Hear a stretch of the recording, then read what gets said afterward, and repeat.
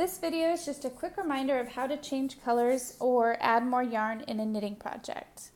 To add more yarn, technically you can add it anywhere in the project. I, however, like to do it at the beginning of the row, and if you're changing colors, you always want to do it right at the beginning of the row. I find that if I weave in my ends at the edge of a project, they're much less noticeable than in the middle. So that's my preference, but if you are using the same color, technically you could do it wherever you want. So anyways, I'm going to add it at the beginning because that's what I like. So when I finished with yarn, whether it's because I'm almost out and I need to add more of the same color, or if I'm going to add a new color, which is what I'm going to do to show you the difference here, at the end of a row, I turn my work and I cut myself a 7-inch tail. Okay. Then with the new color or the new ball of yarn, I leave another 7-inch tail. All right, and we'll set that there for now. I take my second knitting needle and I go into the first stitch as if I'm going to knit it. You can see it's crossed there, okay?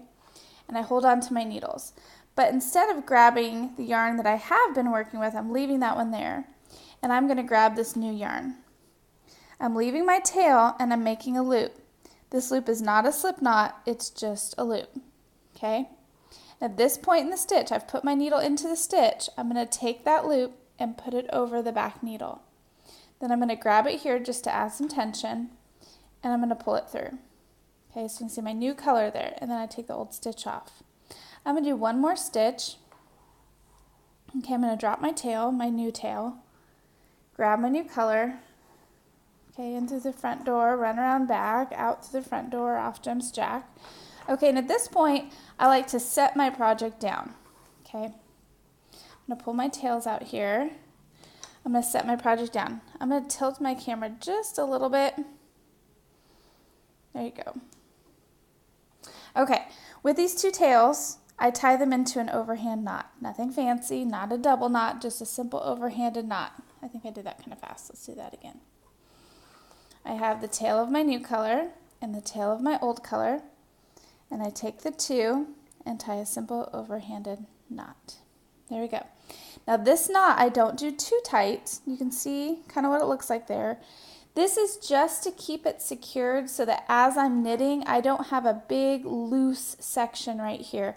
That can get very confusing, especially when you come back around the next row. So it just kind of keeps it secure. Now once I have finished my project, I actually, for knitting, undo this knot. I just pull it apart, okay? And then I have my two tails again. And I would take the new color and weave into that side of the fabric, so it would weave into that color. And I take the old color and I weave it into the old color. Okay, so light pink with light pink, dark pink with dark pink.